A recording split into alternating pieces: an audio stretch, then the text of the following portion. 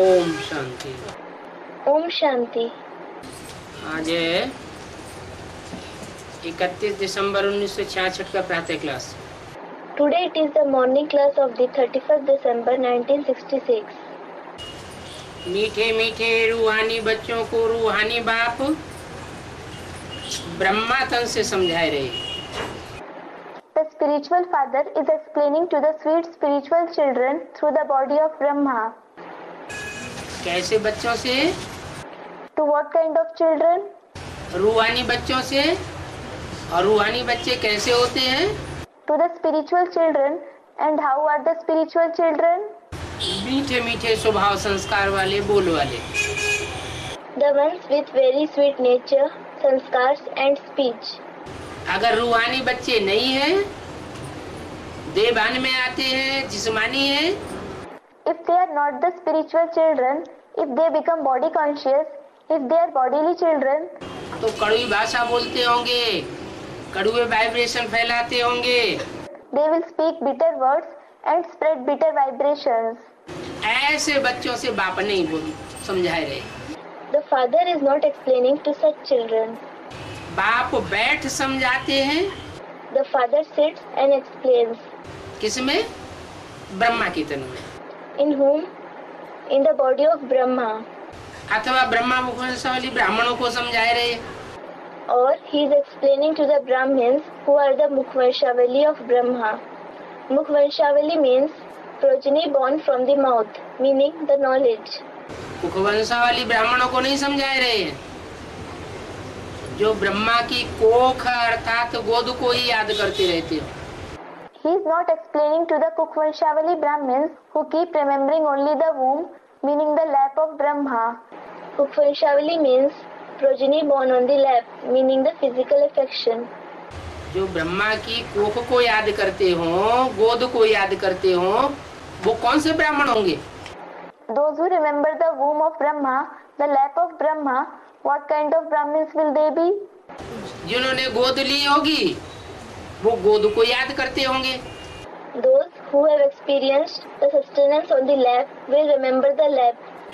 और जिन्होंने गोद ली ही नहीं होगी, वो गोद को याद भी नहीं करते होंगे। And those who haven't experienced the sustenance on the lap at all will not remember the lap either. Rasgulla कौन याद करेगा? Who will remember the rasgulla? An Indian sweet.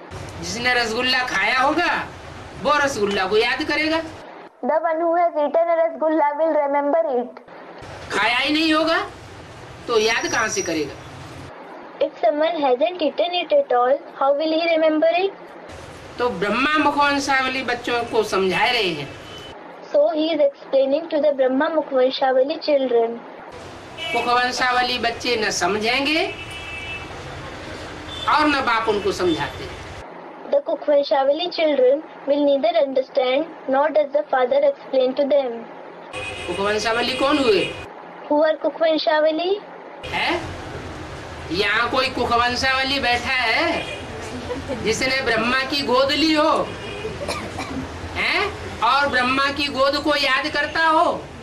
Is any Mukhvanshavali Brahmin sitting here who has experienced the sustenance of Brahma's lap and remembers the lap of Brahma? कोई बैठा है? Is anybody like this sitting here? कोई मुखवंशावली नहीं बैठा। No Mukhvanshavali Brahmin is sitting here. सब मुखवंशावली बैठे हुए। All those who are sitting here are Mukhvanshavali.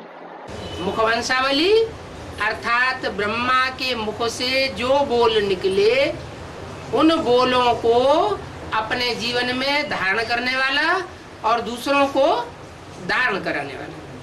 Mukhvanshavali is the one who assimilates in his life and makes others assimilate the words that come out from the mouth of Brahma. ब्राह्मणों को शिक्षा कौन सी मिलती है? What teachings do the Brahmins receive? Brahma मुख से शिक्षा मिलती है, तो कौन सी शिक्षा मिलती है? They receive the teaching through the mouth of Brahma. So what teaching do they receive? सृष्टि के आदि मध्य अंत की शिक्षा मिलती है। They receive the teaching of the beginning, the middle and the end of the world. जिसके लिए तुम त्रिकालदर्शी भी कहला सकते हो। Because of this, you can also be called Trikaldarshi. Trikaldarshi means the one who knows about the three aspects of time. Sudarshan चक्रधारी भी कहला सकते हो। You can also be called Swadershan Chakradhari, means spinner of the discus of self-realization. Vishnu कोई सुदर्शन चक्रधारी नहीं है। Vishnu is not Swadershan Chakradhari. क्या? What? जो विष्णु को चक्र दे दिया है चित्रों में, वास्तव में वो विष्णु के हाथ में चक्र नहीं है, तो मुखवंशावली ब्राह्मणों के हाथ में, कौन से हाथ में? Actually, the discus that Vishnu is given in the pictures is not in the hand of Vishnu, but in the hand of you Mukhvanshavali Brahmins. In which hand? Buddha रूपी हाथ में स्वदर्शन चक्र है। The discus of self-realization is in the hand-like intellect of you children. स्व माने आत्मा, दर्शन माने 84 जन्मों का दर्शन चक्र में। Swa means the soul. Darshan means seeing the 84 births in the cycle. सत्युग, त्रेता, द्वापर, कलयुग रूपी जो चक्र है, उसमें 84 जन्म हम कैसे लेते हैं, ये हम देखते हैं। We see how we have the 84 births in the cycle of the golden age, the silver age, the copper age and the iron age. न तो कोई कृष्ण को स्वदर्शन चक्र है और न विष्णु को स्वदर्शन चक्र है। Neither Krishna has any Sudarshan Chakra, nor does Vishnu have a Sudarshan Chakra. Krishna तो सतयुग में जन्म लेगा। Krishna will be born in the golden age. वहाँ स्वदर्शन की बात ही नहीं। There is no question of Swadershan there. और विष्णु सात्विक देवता, And Vishnu is a pure deity. उसको तो नई दुनिया की पालना करनी है।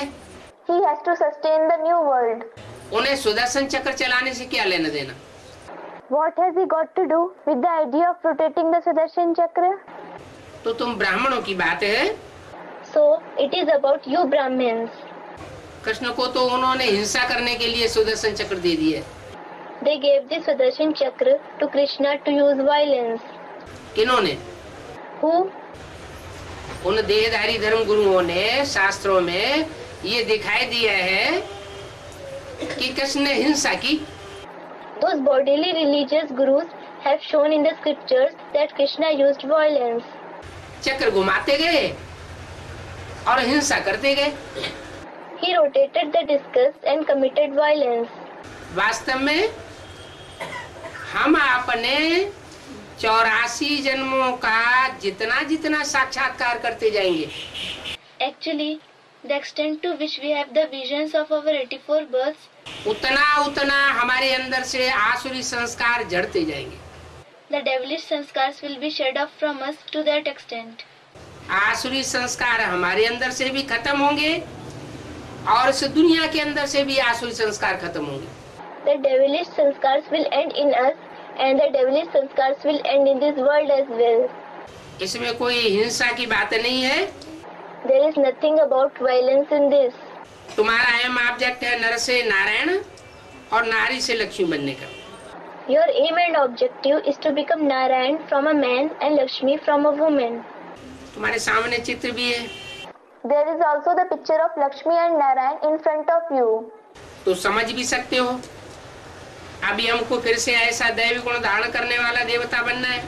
So you can also understand. Now we have to become a deity like this who assimilates the divine virtues again. इन लक्ष्मी नारायण के चित्र में भी लिखना पड़े कि ये दैवी गुण संपन्न थे। It has to be written in the picture of these Lakshmi Narayan also that they were complete with the divine virtues. ऐसा ही तुम बच्चों को बनना है। You children have to become just like this. सर्वदैवी गुण धारण करने से तुम संपूर्ण बन जाएंगे। You will become complete by assimilating all the divine virtues. सबसे पहले नंबर का ज्ञान है निर्विकारी बनना। The number one knowledge is to become viceless. सर्वगुण संपन्न बनना है। You have to become complete with all the virtues. इन देवताओं में कोई देह अभिमान अथवा काम क्रोध विकार नहीं है। These deities do not have any body consciousness or the vices of lust and anger. इनको दैवी गुण संपन्न कहा जाता है। They are called complete with the divine virtues.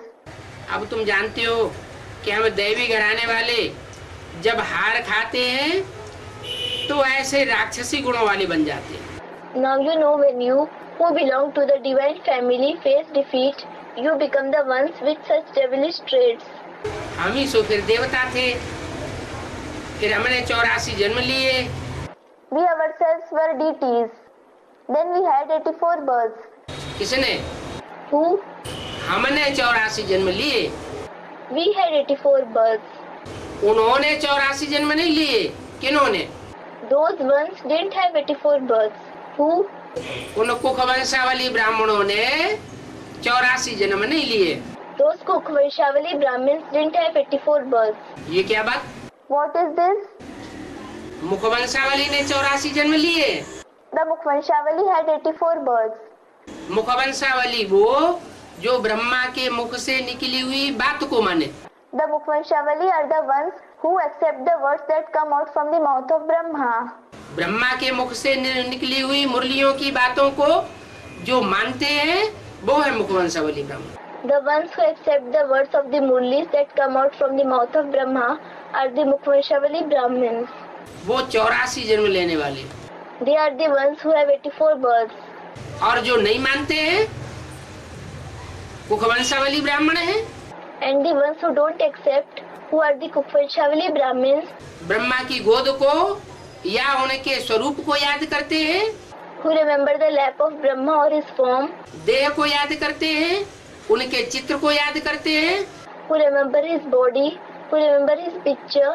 वो कुखवंशावली ब्राह्मण 84 जन्म लेने वाले पक्के देवता नहीं है। Those Kukhvanshavali Brahmins are not the form deities who have 84 births. अच्छा चलो कम जन्म लेने वाले हैं, तो कम जन्म लेने से क्या अंतर पड़ जाएगा? All right, they are the ones who have fewer births. So what difference will it make by having fewer births? जिनके पूरे 84 जन्म होंगे, ऑलराउंड पार्ट बजाने वाले होंगे, उनमें और कम जन्म लेने वालों में अंतर क्या पड़ेगा?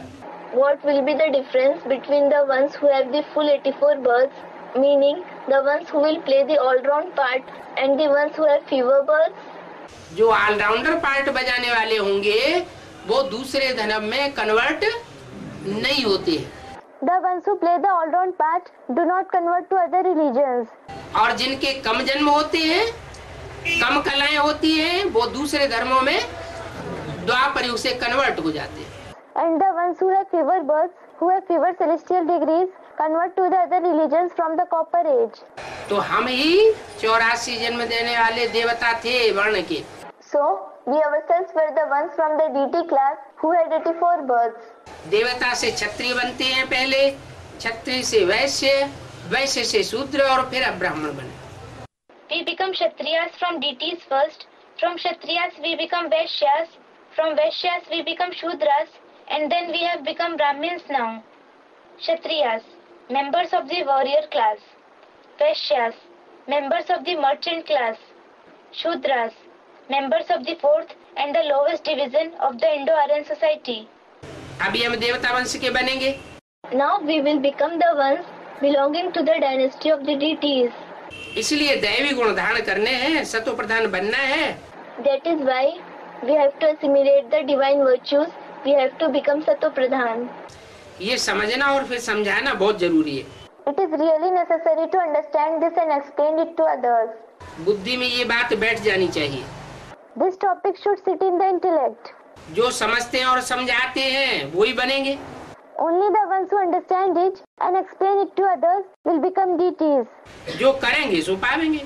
Those who explain it to others will get the position of deities. इस समय सब मनुष्य हैं आसुरी गुणों वाले। At the present time, all the human beings have devilish traits. Ravan राज्य, It is the kingdom of Ravan. Ravan राज्य में तो यह था राजा तथा प्रजा। In the kingdom of Ravan, as is the king, so are the subjects. Government भी चाहती है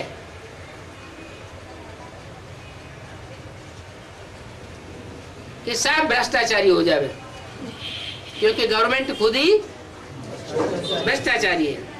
The government also wants everyone to become corrupt because the government itself is corrupt. सब पतित है। Everyone is sinful. तुम्हारी ये भी रूहानी गुप्त गवर्नमेंट है। Now This is your spiritual secret government. सिवाय गवर्नमेंट के स्वराज्य कोई स्थापन नहीं कर सकता। No one other than the spiritual government can establish the self-sovereignty. वो गवर्नमेंट जब स्थापन हुई, कांग्रेसी government, When that government, the Congress government was established, तो बापू गांधी ने बीड़ा उठाया कि हम स्वराज्य स्थापन करेंगे। Bapu Gandhi took up a challenge. We will establish self-sovereignty. लेकिन स्वराज्य तो स्थापन हुआ नहीं और ही रावण राज्य स्थापन हो गया। But the self-sovereignty was not established. The kingdom of Ravan was established all the more. ये रूहानी गवर्नमेंट है। This is the spiritual government. और उनकी है जिस्मानी government. And theirs is the physical government. परंतु कृष्ण का नाम डालने से पांडवों को भी जिस्मानी आजादी दे दिया है। But by inserting the name of Krishna, they have given a physical crown and so on to the Pandavas as well. नाम किसका डाल दिया है? Whose name is inserted? Gita में नाम किसका डाला है? Whose name is inserted in the Gita? Krishna का नाम डाला है। They have inserted the name of Krishna. Shooting किसने की? Who did the shooting? Krishna का नाम डालने की किसने शूटिंग की? Who did the shooting of inserting the name of Krishna? Broad drama में जो गीता लिखी गई मनुष्यों के द्वारा, उसमें बाद में कृष्ण का नाम डाला गया। In the broad drama, the Gita that was written by the human beings, Krishna's name was added in it later on. वो तो 2500 साल की बात हुई। It is about the 2500 years. भक्ति मार्ग की बात हुई। It is about the path of bhakti. इस समय ब्राह्मणों की संगम की दुनिया में शूटिंग का काम चल रहा है। The task of the shooting is going on in the confluence age world of the Brahmins now. Director आकर के शूटिंग कराई रहा है, रिहर्सल कराई रहा है। The director has come and is enabling us to do the shooting, the rehearsal when he comes. तो यहाँ जो हमारी गीता है, वो गीता कौन सी है? गीता माता। So, which is our Gita? The Mother Gita here? Brahma हमारी गीता माता। Brahma is our Mother Gita. और गीता माता में जो मुख से ज्ञान निकला, वो हमारी सच्ची गीता हुई। And the knowledge that came out from the mouth of the Mother Gita is our true Gita. उस सच्ची गीता में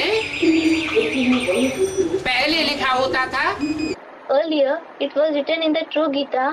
क्या लिखा होता था? What was written? शिव बाबा याद है। Do you remember Shiv Baba? बाद में जब मम्मा शरीर छोड़ने लगी, हॉस्पिटलाइज हो गई, तो उसमें लिखा गया पिताश्री शिव बाबा याद है। Later on, when Mamma was about to leave her body and was hospitalized, it was written, Do you remember Pitashri Shiv Baba? अब पिताश्री तो ब्रह्मा को कहा जाता है। Now, Brahma is called Pitashri, जो पिता श्रेष्ठ बाद में बनने वाला है। the father who is going to become elevated later on. अभी तो मनुष्य है दाढ़ी मूछ वाला। Now he is a human being with a beard and a mustache. जो बाद में श्रेष्ठ बनेगा वो पिताश्री शिव बाबा याद है। The one who will become elevated later on, do you remember that Pitashri Shiv Baba? माने शिव बाबा कौन हो गया? It means who became Shiv Baba? Brahma का रूप ही शिव बाबा का रूप हो गया। The form of Brahma itself became the form of Shiv Baba. भले मुख से कहते हैं कि गीता का भगवान कृष्ण नहीं है, लेकिन प्रैक्टिकल में किया क्या? Although they say through their mouth, Krishna is not God of the Gita, but what did they do in practice? Practical में साकार में अगर ब्रह्मा कुमार कुमारियों से पूछा जाए कि साकार में गीता का भगवान कौन है, तो वो किसको बताएंगे? If we ask the Brahma Kumar Kumaris, who is the corporeal God of the Gita in practice, what will they say? दादा लेखराज ब्रह्मा को बताएंगे। They will say Dada Lekhraj Brahma. अब दादा लेखराज ब्रह्मा तो कृष्ण की soul. Now, Dada Lekhraj Brahma is the soul of Krishna. तो बात तो वही हो गई कि कृष्ण का नाम गीता में डाल दिया ना। So, it is one and the same thing that they inserted the name of Krishna in the Gita, didn't they? वास्तव में ये रंग है Actually, this is wrong. यज्ञ के आदि में गीता ज्ञान का बीजारोपण ब्रह्मा बाबा के द्वारा नहीं हुआ था। The task of sowing the seed of the knowledge of the Gita didn't take place through Brahma Baba at the beginning of the yajna. Brahma बाबा जैसा नाम है ब्रह्मा, ब्रह्मा माने बड़ी माँ। Brahma Baba, as is the name Brahma, Brahma means the senior mother. उस बड़ी माँ ने तो ज्ञान को जीवन में धारण किया। That senior mother assimilated the knowledge in her life. बीजारोपण करने वाला कोई व्यक्ति दूसरा था। The person who sowed the seed was someone else. जिनके लिए मुरलियों में आया है, ऐसे ऐसे बच्चे थे जो मम्मा बाबा को डायरेक्शन देते थे, ड्रिल कराते थे, टीचर बन करके बैठते थे। आज वो बच्चे यज्ञ में है नहीं। For him it has been said in the Murlis, there were such children who gave directions to Mama and Baba. They made them perform the drill. They sat as teachers. Those children are not present in the yajna today. कारण या कारण चले गए। They left the yajna because of some or other reason. फिर कारण भी बताया क्यों चले गए। Then the reason was also mentioned. Why did they leave the yajna? क्योंकि उस समय यह इतना ज्ञान विस्तार को पाया हुआ नहीं था। It is because the knowledge wasn't so advanced at that time. वो आत्माएं तो बुद्धिमान बाप के बुद्धिमान बच्चे थे। Those souls were the intellectual children of the intelligent father. जब यज्ञ का आरंभ हुआ तो भक्ति मार्ग का फाउंडेशन डाला जा रहा था। When the yajna started, the foundation of the path of bhakti was being laid. Om Om ध्वनि का उच्चारण होता था। The sound Om Om used to be pronounced. जैसा शास्त्रों में भी लिखा हुआ है, सृष्टि की जब रचना की शुरुआत हुई तो ब्रह्मा के मुख से सबसे पहला शब्द निकला ओम। Just like it is written in the scriptures as well, when the creation of the world started, the first word that emerged from the mouth of Brahma was Om. बात कहाँ की है? Which time is it about? ब्राह्मणों की संगमी की दुनिया की foundation की बात है। It is about the time of the foundation of the confluence age world of the Brahmins. पुरानी संस्कृत की गीता के अर्थ बैठ करके सुनाते थे। They sat and narrated the meanings of the old Sanskrit Gita. ये भी भक्ति मार्ग की बात हुई। This is also about the path of bhakti. परंतु वो गीता के अर्थ उस समय संपन्न स्टेज को नहीं थे। But those interpretations of the Gita were not in its complete form at that time. इसलिए वो बच्चे छोड़ करके चले गए। That is why those children left the yajna and went away. लेकिन छोड़ के जाएंगे कहाँ? But where will they go after leaving the yajna? ब्राह्मण जीवन में जो एक बार जन्म लेता है, जो एक बार पढ़ाई पढ़ लेता है, वो पढ़ाई उसकी अविनाशी हो जाती है। The one who is born as a Brahmin once, who studies the study once, his study becomes imperishable. बल शरीर छोड़ देवे तो भी दूसरा जन्म लेकर के वो आत्मा फिर वही ज्ञान उठाती है। Although it leaves the body, even then that soul is born again and takes the same knowledge. वो पूर्व जन्म का ज्ञान उसका ऐड हो जाता है। The knowledge received in its previous birth is added. इसलिए मुरली में बोला राम फेल हो गया तो उसको धनुष बाण दे दिया। This is why it is said in the Murli, Ram failed, so he was given a bow and arrows. क्या? What? ज्ञान के बाण मिल गए और पुरुषार्थ रूपी धनुष मिल गया। He got the arrows of knowledge and the bow of Purusharth, that is spiritual effort. जाओ अपना कमाओ और अपना खाओ। Go, on your own and eat. किसी के अधीन रहने की दरकार नहीं है। There is no need to depend on anyone. तो क्या अकेली राम वाली आत्मा ही गई या और भी सूर्यवंशी बच्चे थे जो उसके पीछे पीछे गए? So, did the soul of Ram go alone, or were there other Suryavanshi children also who followed him? Suryavanshi means those who belong to the Sun dynasty. यज्ञ के आदि में परमात्मा शिव ने जब प्रवेश किया तो पहले पहले सूर्य को ज्ञान दिया। When the Supreme Soul Shiv entered at the beginning of the yajna, he narrated the knowledge to the sun first of all. और सूर्य ने ज्ञान लिया तो सूर्य के बच्चों ने भी लिया। And since the sun received the knowledge, the children of the sun received it too. वो सूर्यवंशी बच्चे यज्ञ के आदि में ही चले गए। Those Suryavanshi children went away at the very beginning of the yajna. बचे कौन? Who remained? ब्रह्मा बचे और ब्रह्मा के जीवन को फॉलो करने वाले बच्चे बचे। Brahma and the children who followed the life of Brahma remained. Brahma को कोख को याद करने वाले बच्चे बने, They became the children who remembered the life of Brahma. वो बचे। They remained. मुरली में तो 20 बार आया है कि ब्रह्मा का चित्र नहीं रखना है, अगर तुम बच्चे ब्रह्मा का चित्र रखेंगे तो पतित हो जाएंगे।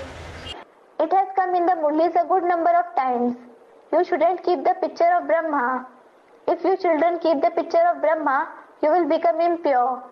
लेकिन जो कुखवंशावली होंगे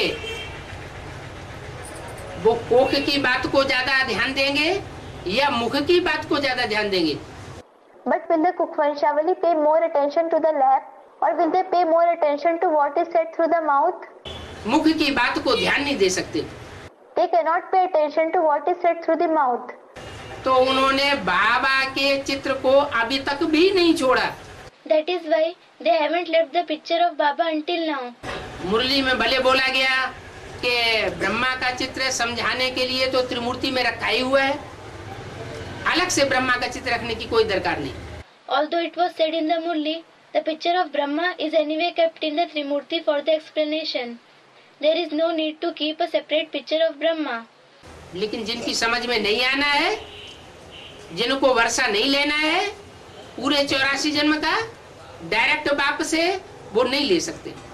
But those who do not have to understand, those who do not have to take the inheritance of the complete 84 births directly from the father can't take it. Radha Krishna जैसी आत्माएं वो भगवान बाप से डायरेक्ट वर्षा लेंगी या अपने माँ बाप देवी देवताओं से वर्षा लेंगी? Will the souls like Radha and Krishna take the inheritance directly from God the Father, or will they take the inheritance from their parents, the deities? देवी देवताओं से वर्षा लेंगी। They will take the inheritance from the deities. तो जो देवी देवताएं हैं खुद पुरुषार्थ करके देवत्व पद पाते हैं, So the deities who make purusharth on their own and attain the divine position, और डायरेक्ट भगवान से पद पाते हैं, who attain the position directly from God, नर से डायरेक्ट नारायण बनते हैं, नारी से लक्ष्मी बनते हैं, who become Narayan from Nar, meaning man, and Lakshmi from Nari directly, वो ऊंचे हुए। are they high? या जो देवताओं से प्राप्ति करते हैं जन्म लेकर वो ऊंचे हुए? Or are those who receive attainments after being born from the deities more elevated? Direct जो प्राप्ति करते हैं वो ऊंचे हुए। Those who receive attainments directly from God are elevated. इसलिए बाप कहते हैं तुम मेरे मुखवंशावली बच्चे हो और तुम पूरे 84 जन्मों का वर्षा लेने वाले हो। That is why the father says, you are my Mukhvanshavali children and you take the inheritance of the complete 84 births. एक जन्म भी तुम्हारा कम नहीं होता है। There is not even a single birth less for you. मैं तुमको सन्मुख बैठ करके समझाता हूँ, I explain to you sitting face to face. उन कुखवंशावली ब्राह्मणों को मैं सन्मुख बैठ करके नहीं समझाता हूँ। I don't explain to those Kukhvanshavali Brahmins sitting face to face. तुम उनको कितनी भी बार जा करके कहो, No matter how many times you go and tell them, निमंत्रण दे करके आओ कि आकर के सुनो भगवान आया हुआ है, you go and give them an invitation. Come and listen, God has come. उनकी बुद्धि में बैठेगा नहीं। क्यों नहीं बैठेगा? It will not sit in their intellect. Why won't it sit? क्योंकि वो कन्वर्ट होने वाली आत्माएं हैं। It is because they are the souls who convert. जो कच्ची कन्वर्ट होने वाली आत्माएं हैं वो यज्ञ के आदि में भी उन्होंने ध्यान नहीं दिया। The weak souls who convert didn't pay attention even in the beginning of the yajna. Brahma की बातों पर नहीं ध्यान दिया। They didn't pay attention to the words of Brahma. अभी गुलजार दादी के तन में ब्रह्मा की सोल प्रवेश करती है, उन बातों पर भी ध्यान नहीं देते। The soul of Brahma enters the body of Dadi Gulzar now. They don't pay attention to those words either. अगर आप उनको समझाएं कि ब्रह्मा बाबा ने इस बात को इस अर्थ में कहा है, If you explain to them, Brahma Baba has said this with this meaning. तो कहेंगे ये तुम्हारी अपने बाबा की मुरली है, हमें सुनने की दरकार नहीं है। They will say, this is the Murli of your Baba. We don't need to listen to it. बाप कहते हैं तुम मेरे मुखवंशावली बच्चे स्वराज्य स्थापन करेंगे। The father says, Only you, my Mukvanshawali children, will establish the kingdom of self-sovereignty. कुखवंशावली स्वराज्य स्थापन नहीं कर सकते। The Kukvanshawali Brahmins cannot establish self-sovereignty. ये रूहानी गवर्नमेंट है, इन बातों को अभी तुम्हारी सिवाय कोई नहीं समझेगा। This is the spiritual government. Apart from you, nobody else will understand this topic. अभी तुम बच्चों को अपनी अवस्था को जमाना है। Now, you children have to set your stage. माया तुम्हारी अवस्था को ऊपर नीचे करेगी, Maya will make your stage go up and down. खूब परीक्षा लेगी, She will test you a lot. लेकिन क्या करना है? But what do you have to do?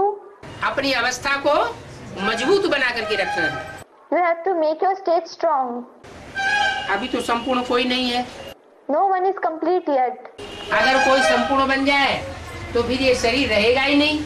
If someone becomes complete, this body will not remain at all. आत्मा संपूर्ण बन जाए तो शरीर का भान नहीं रहेगा। When the soul becomes complete, there won't be the consciousness of the body. और जब शरीर का भान नहीं रहेगा तो आत्मा तो ऊंची स्टेज में उड़ेगी। And when there is no consciousness of the body, the soul will fly in a high stage. कर्मातीत अवस्था हो गई, आत्मा प्योर हो गई, Once it attains the Karmatit stage, the soul becomes pure. Karmatit stage means stage beyond karma. तो यहाँ ऐसे दुनिया में रह न सके। It cannot stay here in this world. कौन सी दुनिया में? In which world? दुख धाम में रह न सके। It cannot stay in Dukhdham, meaning abode of sorrow. बाप से हमें काय का वर्षा मिलना है? शांति धाम और सुख धाम का वर्षा मिलना है। What inheritance will we get from the Father? We will get the inheritance of the abode of peace and the abode of happiness. मिलेगा तब जब हम आत्मिक स्टेज में टिकने के अभ्यासी हो जाए। We will receive it when we become practiced to remain stable in the soul conscious stage. देहबान भूल जाए, देह की स्मृति न आए, देह के संबंधियों की स्मृति न आए। We should forget body consciousness. We shouldn't remember the body. We should not remember the bodily relationships. ज्ञान कौन सा ले रहे हैं? What knowledge are we receiving? रूहानी ज्ञान ले रहे हैं, रूहानी शिक्षा ले रहे हैं। We are receiving spiritual knowledge. We are receiving spiritual education. तो अवस्था भी तो वैसी बनानी पड़े। कैसी अवस्था? So, we will also have to make our stage such. What kind of a stage? जिसमें देह और देह के संबंधों की कोई बदबू न आती हो। The stage in which no bad odor of the body and the bodily relationships comes. हमारा जीवन ऐसा बन जाए जिसमें हमें देह के संबंधों में बुद्धि को टिकाने की दरकार ही न पड़े। Our life should become such that we don't feel the need to fix our intellect in the bodily relationships at all. बाप तो आते ही हैं प्योर बनाने के लिए। The Father certainly comes to make us pure. इतनी प्योर बुद्धि बनाए देते हैं कि तुम्हारी बुद्धि रावण राज्य से बिल्कुल दूर हो जाती है। He makes your intellect so pure that it goes completely far away from the kingdom of Ravan. सत्युग में तो देखो कोई भी पुकारेगा नहीं। No one will call him in the golden age. इसको, भगवान को। Who? God. द्वापर कलयुग में पुकारते हैं। They call him in the copper and iron ages. संगम युग में भगवान जब आते हैं तो अपने आप आते हैं या पुकारने के बाद आते हैं? When God comes in the confluence age, does he come on his own or does he come after being called? हैं? अपने आप आते हैं। He comes on his own. और तथाकथित ब्राह्मण क्या समझते हैं कि गुलजार दादी में ब्रह्मा की सोल आती है और ब्रह्मा में शिव बाबा आते हैं। And what do the so-called Brahmins think? They think that the soul of Brahma comes in Dadi Gulzar and Shiv Baba comes in Brahma. तो पुकारने से आते हैं, आवाहन करने से आते हैं, ये अपने आप आते हैं। So, does he come on being called, on being invoked, or does he come on his own? आवाहन करने से आते हैं। He comes on being invoked. तो आवाहन करने से भूत प्रेत भी आते हैं। So, ghosts and spirits come on being invoked. आवाहन करने से देवताएं भी आते हैं।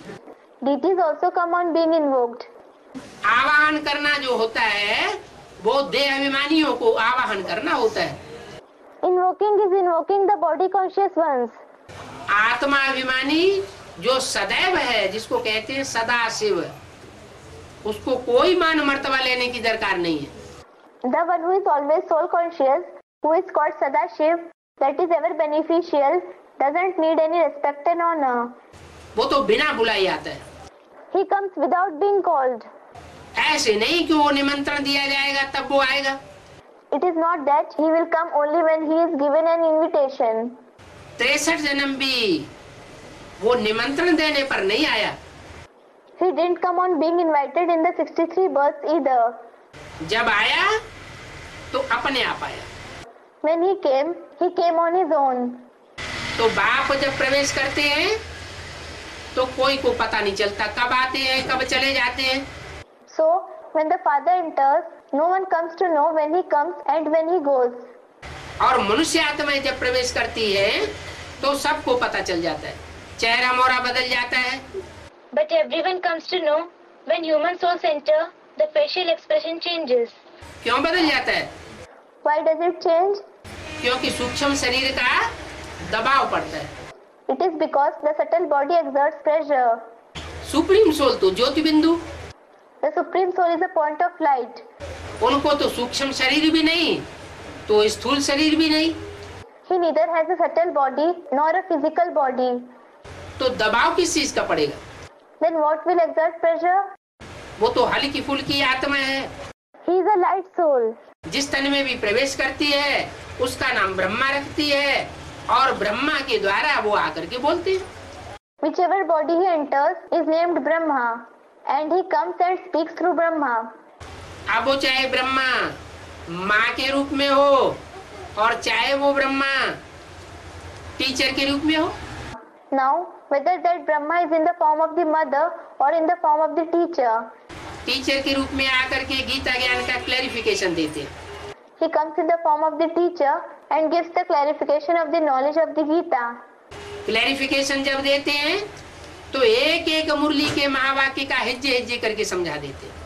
When he gives the clarification, he explains every great sentence of the Murli word by word. मुरली का कोई भी वाक्य ऐसा नहीं रह जाता जो कोई ब्राह्मण समझ न सके। Then there is no sentence of the Murli that a Brahmin does not understand. और बाप एक एक बात क्लियर करके समझाते हैं। And the father explains each and every topic clearly. देहधारी धर्म गुरुओं की सभा में कोई बीच में प्रश्न नहीं कर सकता। No one can ask questions in the gatherings of the bodily religious gurus. सवाल जवाब नहीं कर सकता। They cannot ask questions and get answers. और बाप कहते हैं मैं तो थोड़े थोड़े बच्चों को आकर के समझाता हूँ। And the father says, I come and explain to few children. मैं लाउड स्पीकर पर आकर के पढ़ाई नहीं पढ़ाता। I don't come and teach through loudspeakers. मैं थोड़े थोड़े बच्चों को इसलिए समझाता हूँ कि बच्चे अपनी एक एक शंका का समाधान कर सके। I explain to few children so that the children can clear their every doubt. तो कितना अंतर है? So there is a vast difference. उन गुरुओं में कितना अंतर है और बाप की पढ़ाई में कितना अंतर है? There is a vast difference between those gurus and the teachings of the father. ये सब बातें बच्चों के ध्यान में रहनी चाहिए। The children should be aware of all these topics. अपने पर भी ध्यान देना, हमारे में कौन सा आसुरी अवगुण है। You should also check yourself, which devilish traits do I have? देह अभिमान होने से फिर आसुरी गुण आ जाते हैं। Devilish traits come because of body consciousness. देवताएं भी जब वाम मार्ग में जाते हैं तो आसुरी गुणों में लटक पड़ते हैं। Even when the deities go on the left path, that is Vam marg, they entangle themselves in devilish traits. वाम मार्ग माने? What does Vam marg mean? बायां मार्ग। The left path. बायां मार्ग कब से शुरू होता है? कैसे? From when does the left path start? Students, from the copper age. How? द्वापर है? इब्राहिम की डाली जो इस्लाम धर्म की डाली है वो पहले निकलती है। The branch of Abraham, which is the branch of Islam, comes out first. वो इस्लाम धर्म की डाली बाईं ओर मुड़ती है। That branch of Islam turns to the left. बायां हाथ जो है वो अशुभ सूचक होता है। The left hand symbolizes inauspiciousness. दायां हाथ शुभ सूचक होता है। The right hand symbolizes auspiciousness. दाएं हाथ से दान धर्म किया जाता है, अच्छे कर्म किए जाते हैं और बाएं हाथ से गंदगी साफ की जाती है। Donations are given and good actions are performed through the right hand and dirt is cleaned with the left hand. तो दुनिया में जो भी धर्म आए उनमें कोई धर्म है दाईं ओर के भारतीय धर्म और कोई धर्म है बाईं ओर के। So whichever religions came in the world, among them some religions belong to the right side, the Indian religions, and some religions belong to the left side. जो बाईं ओर के धर्म है वो सब विदेशी धर्म। All the religions belonging to the left side are the Videshi, that is foreign religions. विदेशी धर्मों में व्यभिचार को बुरा नहीं माना जाता। Adultery is not considered bad in the Videshi religions. एक स्त्री अपने जीवन में अनेकों शादियां कर सकती है और सब उसको बड़ी अच्छी दृष्टि से देखते हैं। A woman can marry several times in her life and everyone respects her. जो ज्यादा बच्चे पैदा करे उनको इनाम भी मिलते हैं। The ones who give birth to more children are also rewarded. उस हिसाब से ज्यादा बच्चे पैदा करने वाले जो क्रिश्चियंस होते हैं वो कुत्ते बहुत पालते हैं। In accordance with this, the Christians who give birth to many children rear dogs a lot. उन्हें कुत्तों से बहुत प्यार है क्योंकि कुत्ते कुतरियां बहुत बच्चे पैदा करते हैं। They love dogs a lot because dogs and bitches give birth to many puppies. Bharat में व्यभिचार को बहुत बुरा माना जाता है। Adultery is considered to be very bad in Bharat.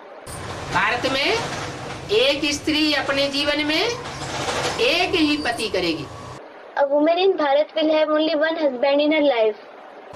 अगर कहीं दूसरा पति किया तो बहुत बुरा माना जाता है। If by chance she has another husband, it is considered to be very bad.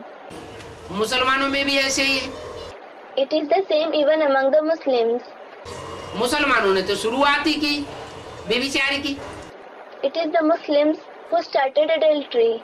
क्योंकि अगर वो द्वापर युग की शुरुआत में व्यभिचार न करते तो उनकी जनरेशन नहीं बढ़ती। It is because if they didn't start adultery in the beginning of the Copper Age, their generation wouldn't have increased. आज भी मुसलमान जनरेशन बढ़ाने की शौकीन है। Even today, the Muslims are fond of increasing their generation. हर देश में दुनिया में जनसंख्या को बढ़ाने से रोक रहे हैं और मुसलमान लोग जनसंख्या को बढ़ाने से रोकते नहीं हैं। Every country in the world is preventing the increase of population, but the Muslims don't prevent the increase of population. वो ज्यादा से ज्यादा बच्चे पैदा करें, ज्यादा से ज्यादा उनकी जनरेशन बढ़े और ज्यादा से ज्यादा दुनिया में फैलते जाएं और सारी दुनिया के ऊपर कब्जा कर लें। ये उनका लक्ष्य रहता है। Their aim is to give birth to as many children as possible, to increase their generation as much as possible, to spread in the world as much as possible, and take the entire world under control. भारतवासी आत्माएं ऐसी नहीं रही। The Bharatvasi souls were not like this. Bharatvasi, residents of Bharat. बच्चे पैदा करने हैं तो शेर जैसा एक बच्चा अच्छा या गीदड़ों जैसे सैकड़ों बच्चे पैदा करना अच्छा। When it comes to give birth to children, is it better to have one child brave like a lion, or is it better to give birth to 100 children who are coward like a jackal? एक बच्चा शेरों जैसा होना चाहिए। There should be one child like a lion.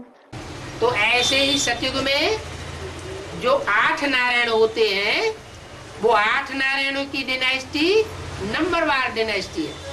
So similarly, in the golden age, the dynasties of the 8 Narayans are number-wise. That is, one greater than the other, according to their rank. पहला नारायण शेर जैसा। The first Narayan is like a lion. दूसरा Narayan tiger जैसा। The second Narayan is like a tiger. और तीसरा नारायण हाथी जैसा। And the third Narayan is like an elephant. चौथा नारायण घोड़े जैसा। The fourth Narayan is like a horse. गति गिरती जाती है। आखिरी नारायण गधेड़े जैसा। The stage progressively degrades. The last Narayan is like a donkey. तो गधेड़ों की मजात का राजा बनना अच्छा है या शेर की मजात का छोटा बच्चा बनना अच्छा है? So, is it better to become a king of the donkey family Or is it better to become a small child of the lion family? शेर की मजात में कोई छोटा बच्चा बन रहा हो और गधेड़ों की मजात में कोई राजा बन रहा हो गधेड़ों का, तो क्या बनना अच्छा है? If someone is becoming a small child in the family of lions, and if someone is becoming a king of the donkeys in the family of donkeys, it is better to become what? शेरों की मजात का छोटा सा बच्चा भी बन जाए वो ज्यादा अच्छा है। It is better to become even a small child in the family of lions. माना पहली जो डायनेस्टी है जो डायरेक्ट बाप शिव से प्राप्ति करती है वो शेरों की डायनेस्टी हुई। It means that the first dynasty that receives the attainments directly from the father Shiv is the dynasty of the lions. इसलिए अपनी भारतीय परंपरा में शेर को अथवा टाइगर को नेशनल एनिमल माना जाता है। That is why in our Indian tradition the lion or the tiger is considered to be the national animal. ये ऊंचे से ऊंचा लक़ब दिया हुआ है। It has been given the highest on high title. झंडे का चित्र है, उसमें भी 3 शेर दिखाए जाते हैं। 3 lions are even shown in the picture of the flag. Note, उसमें भी 3 शेर दिखाए जाते हैं। अशोक की लाट, उसमें भी 3 शेर दिखाते हैं। 3 lions are shown in the currency notes as well as on the pillar of Ashok. The pillar of Ashok is a historical memorial at Sanchi which has 4 lions at the top. This was adopted as the Indian emblem. और जो court के stamp होते हैं उसमें भी 3 शेर दिखाए जाते हैं। And 3 lions are shown in the judicial stamps as well. ये 3 शेर किसकी यादगार है? Whose memorial are these 3 lions? Brahma, Vishnu और शंकर की यादगार। They are the memorial of Brahma, Vishnu and Shankar. ये ऊंचे से ऊंचे तबक्के के देवताएं हैं। They are the deities of the highest level. जब बाप शिव आते हैं तो उनके साथ साथ ये 3 शेर जैसी आत्माएं भी सृष्टि पर आती है और नंबरवार पार्ट बजाती है। When the Father Shiv comes, these 3 lion-like souls also come to this world along with him and play their part number-wise. That is, one after the other, according to their time. पहले पहले प्रत्यक्ष होने वाली देवमूर्ति ब्रह्मा कही जाती है। The divine personality which is revealed first of all is called Brahma. जो 3 पुरियां दिखाई गई हैं, ब्रह्मापुरी, विष्णुपुरी, शंकरपुरी, उसमें ब्रह्मा है नीचे तबक्के का। Among the 3 abodes that are shown, the abode of Brahma, the abode of Vishnu and the abode of Shankar, Brahma belongs to the lowest level. साकार सृष्टि के नजदीक है। He is close to the corporeal world. दुखधाम की सृष्टि के नजदीक है या सुखधाम की सृष्टि के नजदीक है? Is he close to the world of the abode of sorrow or close to the world of the abode of happiness? Students, the abode of sorrow. दुखधाम की सृष्टि के नजदीक है Brahma. Brahma is close to the world of the abode of sorrow. और शांति धाम की सृष्टि के नजदीक कौन है? Shankar. And who is close to the world of the abode of peace? Students, Shankar. Shankar. और दोनों के बीच में बैलेंस बनाए हुए है Vishnu. And Vishnu is the one maintaining the balance between both of them. न दुखधाम में और न शांति धाम में, वो रहता है सुखधाम में। He is neither in the abode of sorrow nor is he in the abode of peace. He lives in the abode of happiness. तो 3 मूर्तियां हैं 3 धाम क्रिएट करने वाली। So there are 3 personalities that create the 3 abodes. क्या? What? इसलिए शिव बाबा ने ब्रह्मा की मूर्ति को याद करने के लिए मना किया था। That is why Shiv Baba has prohibited the children from remembering the personality of Brahma. इसलिए मना किया था। Why did he prohibit it? कि अगर ब्रह्मा की मूर्ति को याद करेंगे तो जैसे को याद करेंगे तो अंतमते तो गते बन जाएगी, नीचे गिर पड़ेंगे। It is because if they remember the personality of Brahma, then as is the one whom you remember, your final thoughts will lead you to your destination. You will fall. इस राज को जो देह अभिमानी थे, जिन्होंने देह को प्यार किया, ब्रह्मा की देह को याद करना भूल न सके, उन्होंने नहीं समझ सके। The ones who were body conscious, who loved the body, who couldn't forget to remember the body of Brahma, couldn't understand this secret. और तुम बच्चों ने समझ लिया। And you children understood it. क्यों समझ लिया? Why did you understand it? क्योंकि तुमने ब्रह्मा से साकार में पालना नहीं ली। It is because you haven't received the sustenance of Brahma in the corporeal form. जिन्होंने साकार में पालना ली, वो ब्रह्मा की देह में फंस गए। Those who received his sustenance in the corporeal form got entangled in the body of Brahma. और जिन्होंने पालना नहीं ली, वो ब्रह्मा की देह में फंसे भी नहीं और मुरलियों को ग्रास्प किया, मुरलियों को पकड़ा। And those who didn't receive his sustenance didn't get entangled in the body of Brahma and also grasped the murlis. They caught hold of the murlis. मुरलियां सुनाने वाली आत्मा ब्रह्मा की सोल है या निराकार शिव की सोल है? Is it the soul of Brahma or the soul of the incorporeal Shiv that narrated the murlis? निराकार शिव ने आकर के ज्ञान सुनाया ना। It is the incorporeal Shiv who narrated the knowledge when he came, didn't he? वो ज्ञान की प्रॉपर्टी ब्रह्मा की नहीं है। That property of knowledge doesn't belong to Brahma. वो मनुष्य गुरु समझते हैं, वो ब्राह्मण समझते हैं कि गीता का ज्ञानदाता साकार में दादा लेखराज ब्रह्मा था। Those human gurus, those Brahmins think that the giver of the knowledge of the Gita in the corporeal form was Dada Lekhraj Brahma. लेकिन ये गलत बात है। But this is wrong. Brahma को भी अपने साक्षात्कारों का ज्ञान यज्ञ के आदि में किसी और व्यक्ति ने दिया था।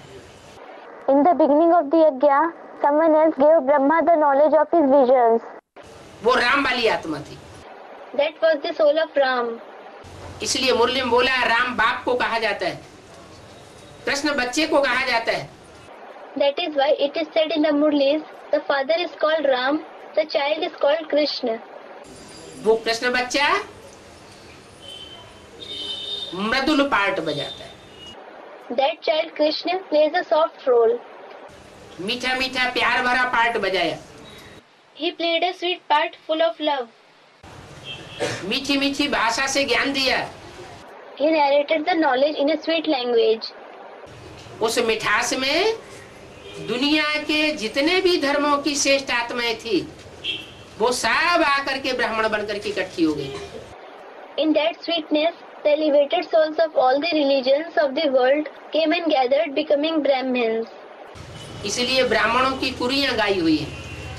That is why the categories of Brahmins are famous.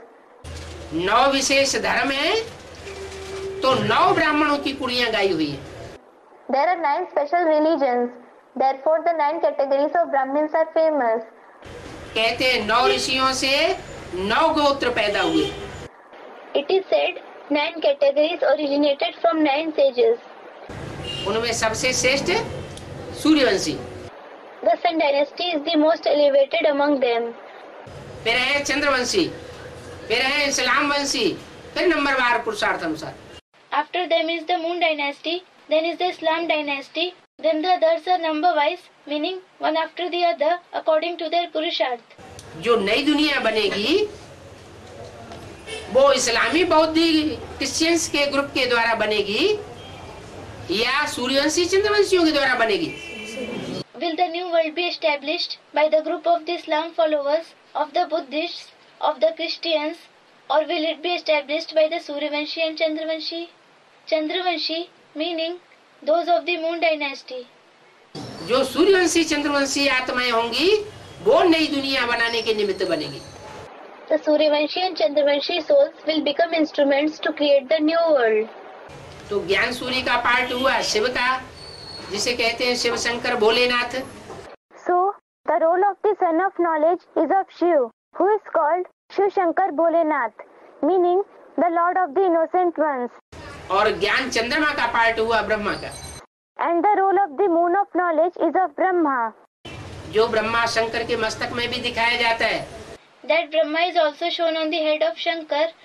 जो अधूरा ब्रह्मा काली के मस्तक पर भी दिखाया जाता है, जो ब्रह्मा दुर्गा के मस्तक पर भी दिखाया जाता है। The incomplete Brahma is also shown on the head of Kali. That Brahma is also shown on the head of Durga. Kali and Durga means one of the 9 forms of Parvati.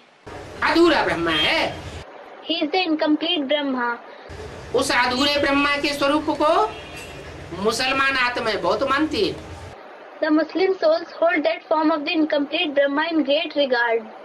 उनके झंडे के चित्र में भी दूज का चांद दिखाया जाता है।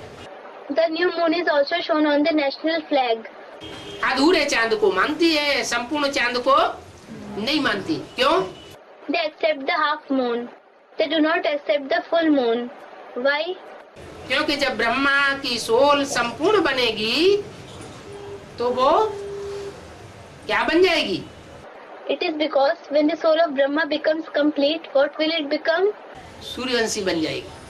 He will become Suryavanshi. Brahma की सोल भी बाप समान सूर्यवंशी बन जाएगी। The soul of Brahma will also become Suryavanshi like the father. अधूरा चंद्रमा है तो विदेशियों को और विधर्मियों को बहुत प्रिय है, क्योंकि उसमें लूजनेस होती है। The incomplete moon is very dear to the Videshi and Vidharmi because there is looseness, meaning leniency in him. Videshi meaning foreign religion souls. Vidharmi meaning those whose beliefs and practices are opposite to that set by the father. और संपूर्ण चंद्रमा है तो वो looseness खत्म हो जाती है। And when it is the complete moon, that looseness ends. जो आतताई बच्चे होते हैं वो माँ की कमजोरी का लाभ उठाते हैं। The tyrant children take undue advantage of the weakness of the mother और बाप से दूर भागते हैं। and run away from the father. जो बाप के पावरफुल औरस बच्चे होते हैं वो बाप के नजदीक आते हैं क्योंकि सच्चे बच्चे हैं। The powerful, legitimate children of the father come close to the father because they are the true children. जो सच्चा होता है वो अपने जीवन में नाचता रहता है, उसे किसी से नजर झुकाने की या नजर बचाने की दरकार नहीं रहती। The one who is true keeps dancing in his life. There is no need for him to lower the eyes or to avert the eyes from anyone. तो ऐसे श्रेष्ठ बच्चे, सूर्यवंशी बच्चे, वो तुम बच्चे हो जो पूरी पढ़ाई पढ़ते हो और पढ़ करके नई दुनिया की स्थापना के निमित्त बनते हो। So, you children are such elevated children, the Suryavanshi children, who study the complete teaching and become instruments in the establishment of the new world. Lakshmi Narayan के चित्र में इतनी नॉलेज नहीं है जितनी त्रिमूर्ति के चित्र में। The picture of Lakshmi Narayan doesn't have as much knowledge as the picture of the Trimurti. क्यों? Why? त्रिमूर्ति के चित्र में तीनों धाम की नॉलेज आ जाती है। The picture of the Trimurti contains the knowledge of all the 3 abodes. Sukhdham की भी नॉलेज है, दुखधाम की भी नॉलेज है और शांति धाम की भी knowledge. There is the knowledge of the abode of happiness, the knowledge of the abode of sorrow, as well as the knowledge of the abode of peace. दुखधाम का चित्रण दिया गया है ब्रह्मा के रूप में। The picture of the abode of sorrow is shown in the form of Brahma. Sukhdham का चित्रण दिया गया है विष्णु के रूप में। The picture of the abode of happiness is shown in the form of Vishnu. और शांति धाम का चित्रण दिया गया है शांति देवा शिव शंकर भोलेनाथ के रूप। And the picture of the abode of peace is shown in the form of the deity of peace, Shiv Shankar Bholenath. तो त्रिमूर्ति गोला मुख्य है, इनमें बड़ी अच्छी अच्छी नॉलेज है। So, the Murti and the world drama wheel are the main pictures. They contain very good knowledge. Lakshmi Narayan के चित्र में इतनी नॉलेज नहीं है जितनी त्रिमूर्ति गोले में।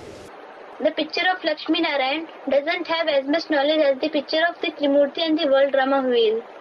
हाँ, इसमें भी ऊपर में त्रिमूर्ति दिया गया है।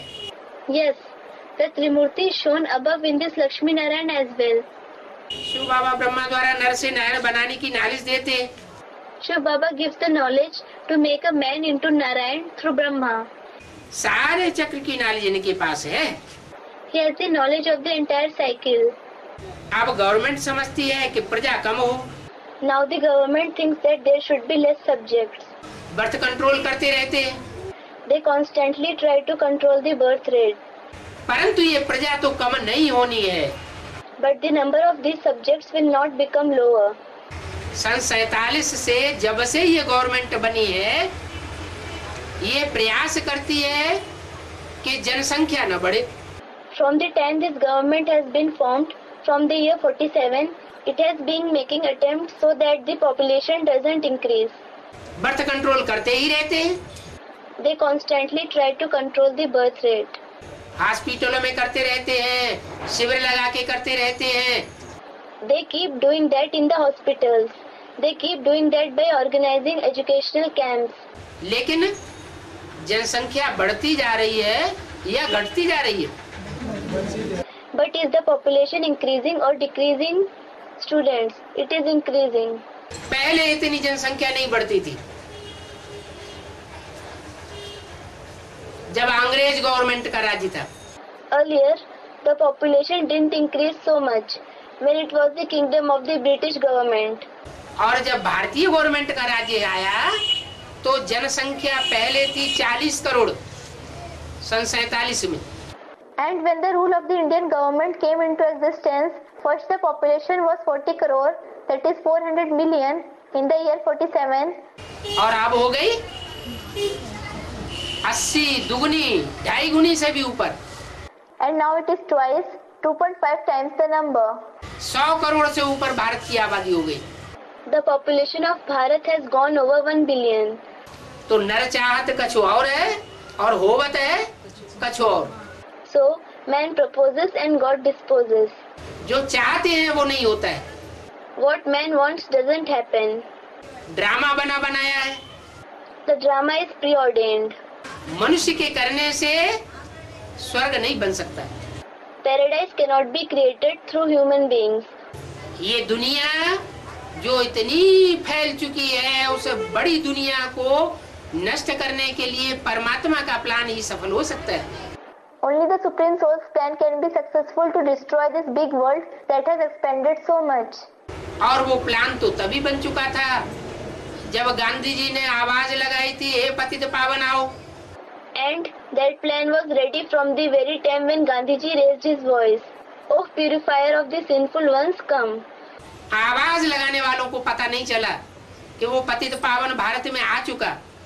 The ones who raised their voice didn't come to know that the one who purifies the sinful ones has already come in Bharat. वो फैमिली प्लानिंग का शास्त्र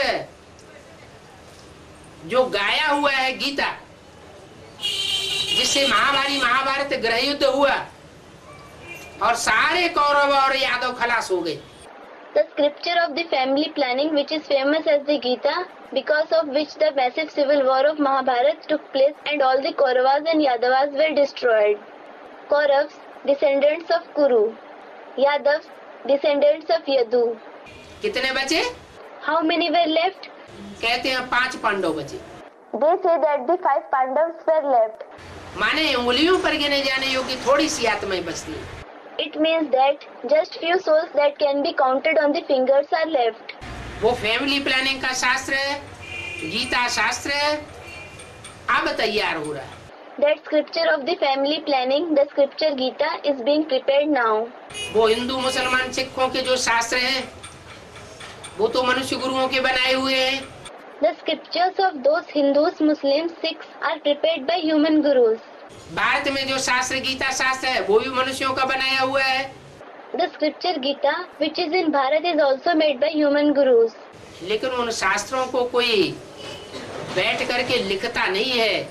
But no one sits and writes those scriptures. धर्म पिता नहीं लिखता है, धर्म पिता तो डायरेक्ट आकर के ज्ञान सुनाता है। The religious father doesn't write them. The religious father comes and narrates knowledge directly. जैसे इब्राहिम ने सुनाया, क्राइस्ट ने सुनाया, उन्होंने कोई बाइबल लिखी थोड़ी। Just like Abraham narrated knowledge, Christ narrated knowledge. He didn't write the Bible. Guru Granth साहब कोई गुरु नानक ने थोड़ा ही लिखा। Guru Nanak didn't write the Guru Granth Sahib, meaning religious book of the Sikhs. उन्हें तो बैठ करके सुनाया। He sat and narrated it. ऐसे ही भगवान भी जब इस सृष्टि पर आते हैं तो वो तो डायरेक्ट मुख से सुनाते हैं। Similarly, when God comes to this world, He narrates directly through the mouth. वो बैठ करके लिखते नहीं हैं, न लिखी लिखाई गीता का एक्सप्लेन करते हैं। He neither sits and writes, nor does he explain the written Gita. तो उन्होंने आकर के जो बोला, जो सच्चाई बोली, उस सच्चाई से सत्युग स्थापन होता है। So whatever he spoke when he came, the truth that he spoke, the golden age is established through that truth. अभी बाप कहते हैं, मैं देता हूँ तुम बच्चों को फैमिली प्लानिंग का शास्त्र Gita. Now the father says, I give you children the scripture of the family planning, the Gita. शास्त्र माने शासन करने वाली। Shastra, that is scripture, means the one who rules, that is शासन करना। सबसे श्रेष्ठ से श्रेष्ठ ज्ञान मैं तुमको देता हूँ, जिससे आसुरी दुनिया का विनाश होगा और दैवी दुनिया की स्थापना होगी। I give you the most elevated knowledge through which the devilish world will be destroyed and the world of the deities will be established. तो अभी दुनियावी तरीके से कम नहीं होगी। So now the population of the world won't decrease with the methods of the world. ईश्वरीय ज्ञान के आधार पर ये दुनिया खलास होनी है। This world has to be destroyed with the help of the knowledge of God. अभी तो कलयुग का अंत है। Now it is the end of the Iron Age. एक तो रहने के लिए लोगों को जगह ही नहीं। One thing is that people don't have a place to even live. कितना नुकसान होता रहता है तुम समझा सकते हो। इसी भारत में लक्ष्मी नारायण का राज्य था। There is so much harm. You can explain there was the kingdom of Lakshmi and Narayan in this Bharat itself. जब लक्ष्मी नारायण का राज्य था तो प्रजा कितनी थोड़ी थी। There were very few subjects when it was the kingdom of Lakshmi and Narayan. और अभी लक्ष्मी नारायण का राज्य नहीं है। And now it is not the kingdom of Lakshmi and Narayan. किसका राज्य है? Whose kingdom is it? प्रजा के ऊपर प्रजा का राज्य। It is the rule of the subjects over the subjects. बाप कहते हैं ये प्रजा का ऊपर प्रजा का राज्य बेकायदे राज्य। The father says this rule of the subjects over the subjects is an illegal rule. इसे बेकायदे राज्य में कोई सुखी नहीं हो सकता। Nobody can be happy in an illegal kingdom. मैं आता हूँ तो राजाओं का राज्य स्थापन करता हूँ। When I come, I establish the kingdom of the kings. इन राजाओं को राजा बनाने की कला और किसी के पास नहीं। No one else has this art of making the kings into kings. मैं ही आकर के ऐसा ज्ञान देता हूँ राजयोग का, जो राजयोग सीख करके तुम बच्चे राजा बनते हो और अनेक जन्मों के लिए राजा बनते हो। I myself come and narrate such knowledge of the Rajyog you study and through which your children become kings and you become kings for many births. वो डॉक्टर बनते हैं एक जन्म के लिए, इतनी पढ़ाई पढ़ते हैं। They become doctors for one birth. They study so much. वकालत पढ़ते हैं, इंजीनियर बनते हैं। They study law. They become engineers. कितनी मेहनत करते हैं और पढ़ाई पढ़ने के बाद भी कोई पक्का नहीं है कि कोई इंजीनियर बन ही जाए, डॉक्टर बन ही जाए, वकील या जज बन ही जाए।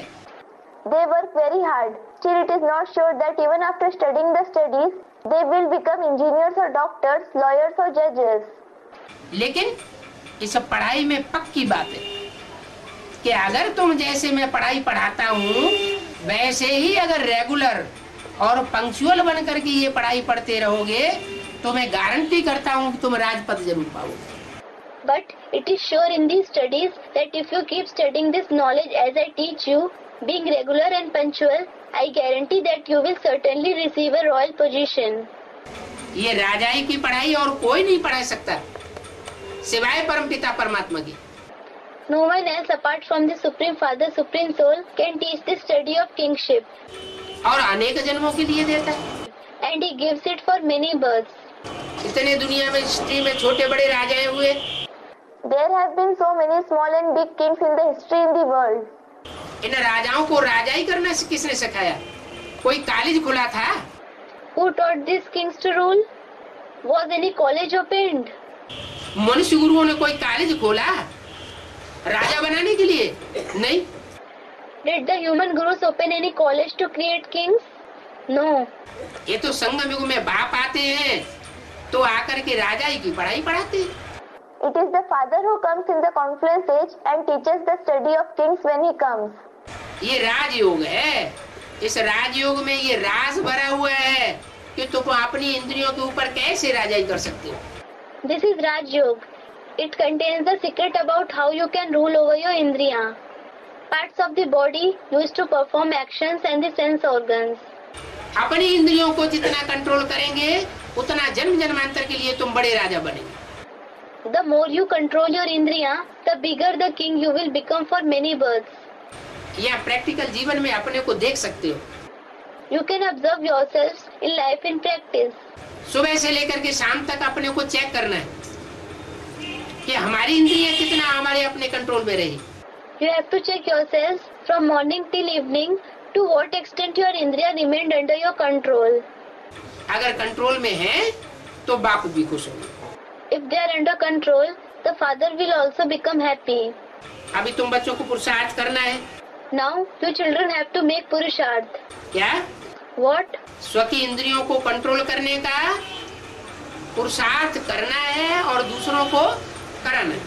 You have to make the purusharth of controlling the indriya of the self and also make others do this. और उनको समझाना है। लक्ष्मी नारायण के चित्र के नीचे राधा कृष्ण को दिखाया गया है। You have to explain to others that Radha Krishna are shown below the picture of Lakshmi Narayan. क्यों दिखाया गया नीचे? Why are they shown below? Radha Krishna के चित्र को लक्ष्मी नारायण के ऊपर क्यों नहीं दिखाया गया? Why isn't the picture of Radha Krishna shown above the picture of Lakshmi Narayan? हैं? हैं? Student said something. Radha Krishna को लक्ष्मी नारायण के चित्र के नीचे इसलिए दिखाया गया है कि रचयिता हमेशा ऊपर होता है और रचना नीचे होती है। The picture of Radha Krishna is shown below the picture of Lakshmi Narayan because the creator is always above and the creation is below. रचना कम पावर वाली होती है और रचयिता ज्यादा पावर वाला होता है। The creation has less power and the creator has more power. इसलिए लक्ष्मी नारायण को ऊपर दिखाया है और राधा कृष्ण को नीचे बच्चे के रूप में दिखाया गया। That is why Lakshmi Narayan are shown above and Radha Krishna are shown below in the form of the children. इतनी सी बात भी वो तथाकथित मुखवंशावली ब्राह्मण नहीं समझ सकते। Those so-called Mukhvanshavali Brahmins cannot understand even a small thing like this. उनकी बुद्धि में ये बात आती नहीं है। This topic doesn't sit in their intellect. क्या? What? वो उल्टा समझते हैं और समझाते हैं। They understand and explain the wrong things. वो समझाते हैं कि राधा कृष्ण जब बड़े हुए तो ये लक्ष्मी नारायण बन गए। They explain that when Radha Krishna grew up, they became this Lakshmi Narayan. अरे हमें बाबा ने लक्ष्य क्या दिया है? अरे what aim has Baba given us? नर से नारायण बनने का लक्ष्य दिया है या नर से प्रिंस बनने का लक्ष्य दिया है? Has he given us the aim of becoming Narayan from a man or a prince from a man? नर से नारायण बनने का लक्ष्य दिया है। He has given the aim of becoming Narayan from a man. Radha Krishna के रूप में मम्मा बाबा की आत्माएं जाकर के प्रिंस बनेंगी। The souls of Mama and Baba in the form of Radha and Krishna will become prince and princess. पहले प्रिंस के रूप में जन्म लेंगी और बड़े होकर के फिर अपने माँ बाप का टाइटल अपने माँ बाप से लेंगी। They will be born in the form of the first prince and princess, and after growing up, they will take the title from their parents. Shiv बाबा से नहीं लेंगी। They will not take it from Shiv Baba. और हम? And what about us? हम इसी नर जीवन में पुरुषार्थ करके अपनी इंद्रियों को कंट्रोल करके इसी जीवन में इसी विश्व में राजाई करने के हकदार बने। In this very human birth, by making Purusharth, by controlling our Indriya, we will become entitled to rule in this very life, in this very birth. सारा विश्व हमारे कंट्रोल में होगा। The entire world will be under our control. ऐसे तो सारी दुनिया में एक भी मनुष्य ऐसा हिस्ट्री में नहीं हुआ जिसने सारी दुनिया के ऊपर राज्य किया हो। In history, there was not even a single human being in the world who ruled over the entire world. भले हिटलर, मुसोलिनी, नेपोलियन, इनका नाम गाया हुआ है कि ये बड़े महत्वाकांक्षी थे और उन्होंने आक्रमण करके कोशिश की कि सारी दुनिया को कंट्रोल कर लें। Although the names of Hitler, Mussolini, Napoleon are famous for them being very ambitious, and they waged a war and tried to take the entire world under control. लेकिन बाहुबल के आधार पर कोई भी विश्व का मालिक नहीं बन सकता। But no one can become the emperor of the world through physical power. ये तो परमात्मा बाप ही आकर के ऐसी पढ़ाई पढ़ाते हैं जिससे हम अहिंसा के आधार पर सारी दुनिया के ऊपर विश्व की बादशाही प्राप्त कर सकते हैं। The Supreme Soul Father himself comes and gives such teaching through which we can receive the emperorship of the entire world through non-violence. हमें कोई भी हिंसा का आधार लेने की जरूरत नहीं है। We don't need to take support of any kind of violence. मन से हिंसा भी नहीं करनी है, वाचा से भी हिंसा नहीं करनी है, और कर्मेंद्रियों से भी कोई प्रकार की हिंसा नहीं करनी है। We must neither use violence mentally, nor should we use violence through words, neither must we use any kind of violence through the karmendriya, means parts of the body used to perform actions. तो अभी तुमको दैवी गुण धारण करने हैं। So you have to assimilate divine virtues now. Time तो लगता है। It does take time. एक तो ऐसी दुनिया का दिल से पूरा संन्यास करना है जो दुखदायी दुनिया है, रावण संप्रदाय की दुनिया है। The first thing is, from the heart, you have to completely renounce such world, which is the world of sorrow, the world of the community of Ravan. Ravan कहा जाता है रुलाने वाले को। The one who makes others cry is called Ravan. और राम कहा जाता है रमण कराने वाले को, खिलाने वाले को, सुख देने वाले को। And the one who delights others, the one who makes them play, the one who gives them happiness is called Ram. तो हमें तो राम राज्य लाना है। So we have to bring the kingdom of Ram. Ram राज्य लाने के लिए राम की पहचान जरूरी है। It is necessary to recognize Ram to bring the kingdom of Ram. Ravan की भी पहचान जरूरी है, कहीं ऐसा न हो कि हम रावण के पंजे में फंस जाएं। It is also necessary to recognize Ravan in case we get trapped in the clutches of Ravan. तो राम क्या है और रावण क्या है? So who is Ram and who is Ravan? Ravan है अनेक प्रकार की मतें देने वाला, और राम है एक तरह की मत देने वाला। Ravan is the one who gives various types of opinions, and Ram is the one who gives one type of opinion. कोई कोई दुकान ऐसी होती है तो उस पे लिखा होता है एक दाम। There are some shops on which it is written fixed price. और कोई कोई दुकानदार ऐसे होते हैं कि 10 बार चीज का दाम बदलेंगे। And there are some shopkeepers who will change the price of a product 10 times. एक मुख से अभी एक दाम बोलेंगे, एक घड़ी दूसरी घड़ी दूसरा दाम बोल देंगे, तीसरी घड़ी में तीसरा दाम बोल देंगे। Right now they will say one price. 1 to 2 hours later they will say another price. 3 hours later they will say a third price. उनका दाम बदलता रहता है क्योंकि झूठे हैं। Their price keeps changing because they are false. जो सच्चा होता है उसे बार बार बात बदलने की दरकार नहीं होती, कहते हैं ये तो दुमुहा है। The one who is true doesn't need to change his words again and again. It is said he is two-faced. दुमुहा माने दो मुंह से बात करने वाला है। Two-faced means the one who speaks through two mouths. इसलिए चित्र बनाए हुए हैं। That is why pictures have been made. Ravan का चित्र 10 मुखों का बनाया हुआ है। They have made the picture of Ravan with 10 faces. और ब्रह्मा का चित्र 5 मुखों का 4 मुखों का बनाया हुआ है। And Brahma's picture with 5 to 4 faces. और कार्तिकेय का मुख 6 मुख वाला बनाया हुआ है। And Kartikeya has been shown with 6 faces. कहते हैं शंकर को 2 बच्चे थे। It is said Shankar had 2 sons. एक ज्ञानी तू आत्मा बच्चा था गणेश, और दूसरा बच्चा था Kartikeya. One was a knowledgeable child Ganesh and the other was Kartikeya. Kartikeya को जो 6 मुख दिखाए गए हैं वो वास्तव में 6 बाद वाले जो धर्म आते हैं, विधर्मी और विदेशी, उन 6 मुखों की बातें करता है। Actually, the 6 faces of Kartikeya, the 6 religions that come later on, the Vidharmi and the Videshi religions, he speaks through those 6 mouths. इस्लाम धर्म, बौद्ध धर्म, क्रिश्चियन धर्म, सन्यास, मुस्लिम और सिख धर्म। Islam, the Buddhist religion, the Christian religion, Sannyas, the Muslim religion and the Sikh religion. ये 6 धर्मों के लिए 6 मुख की बातें करता है। He speaks for these 6 religions through the 6 mouths. कभी किसी को सपोर्ट करके बोलेगा, कभी किसी को सपोर्ट करके बोलेगा। Sometimes he will speak in support for someone, sometimes he will speak in support for someone else. इसलिए उसको 6 मुख दिखाए गए। That is why he is shown with 6 faces. नाम क्या रख दिया है? Kartik. What name is he given? Kartik. क्या करे?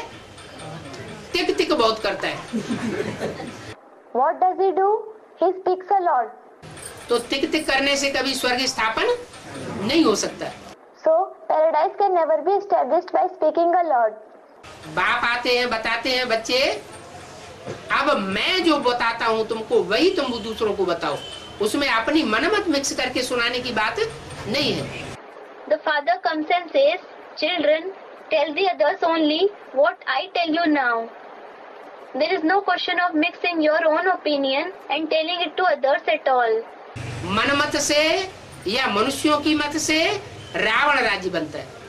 The kingdom of Ravan is created through personal opinions or the opinions of human beings. और मेरी मत पर चलने से राम राज्य बनेगा। And the kingdom of Ram will be created by following my directions. तुम खुद राम राज्य स्थापन नहीं करते हो। You yourself don't establish the kingdom of Ram. श्रीमत पर तुम राम राज्य स्थापन करते हो। You establish the kingdom of Ram with Srimad. तो ऐसी दुखदाई दुनिया का पूरा संन्यास करना है। So you should completely renounce such sorrowful world. बुद्धि भी कहती है कि अब ये पुरानी दुनिया है, तामसी दुनिया है। The intellect also says that this world is old now. It is a tamasi, that is degraded world. अभी हम अपने घर जाते हैं। Now we go to our home. हमारा बाबा आया हुआ है। Our Baba has come. सारा दिन बाबा याद पड़ना चाहिए। You should remember Baba all day long. क्या? What? सारा दिन बाबा को याद करें, फिर पेट पूजा कैसे करें? हैं? Should we remember Baba the whole day? Then how will we fill our stomachs? पेट पूजा करने की दरकार है या नहीं है? Is there the need to fill the stomach or not? है। There is. हैं? बाप तो कहते हैं कि मेरे बच्चे भूख में नहीं मर सकते, फिर पेट पूजा की हमको क्या दरकार? The father does say, "My children cannot die of hunger." Then what is the need for us to fill the stomach? हैं? कहते हैं कि नहीं कहते हैं? Does he say so or not? बाप कहते हैं मेरे बच्चे भूख नहीं मर सकते। The father says, "My children cannot die of hunger." सर्वसेवल बच्चे कब भूख मर न सके? The serviceable children can never die of hunger. जो ईश्वरीय सेवा में नहीं लगे हुए होंगे वो भूख मर सकते हैं। क्यों? Those who won't be engaged in the service of God can die of hunger. Why? क्योंकि बता दिया है आगे चल करके सब धंधों में नुकसान होने वाला है। Because it was said, in the future there will be loss in all the businesses. सब धंधों में है नुकसान सिवाय एक ईश्वरीय धंधे के। There is loss in all the businesses except for the one business of God. ईश्वरीय धंधा ऐसा बढ़ेगा दुनिया में कि जिसमें पैसे की भरमार हो जाएगी। The business of God will increase to such an extent in the world that there will be an abundance of money in it. सारी दुनिया का सोना चांदी तुम्हारे चरणों में आकर के गिरेगा।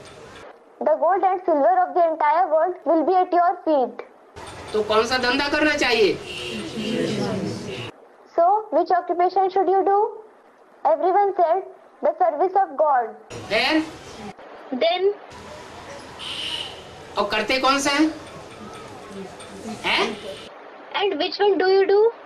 अभी भी भारत के अंदर देख लो चाहे दूसरे देशों में जो भी कल कारखाने हैं पुराने चलने वाले वो सब बंद होते जा रहे हैं। Even now, either see it in Bharat or in the other countries, all the old factories are closing. जो धंधाधोरी करते हैं वो जानते हैं कि छोटे छोटे धंधों में अब कोई कुछ फायदा होता नहीं है।